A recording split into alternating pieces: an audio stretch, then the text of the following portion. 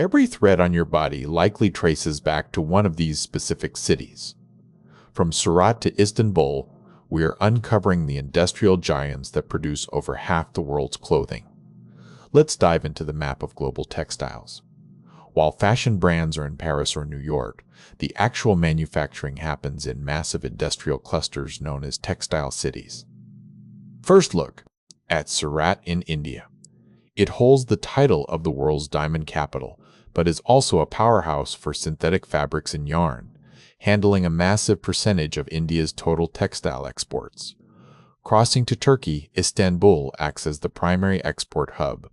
It ships high-quality garments directly to European and Middle Eastern markets, supported by a network of cities like Bursa and Middle Eastern markets, and Denizli. In southern Vietnam, Ho Chi Minh City has cemented its status as the region's hub.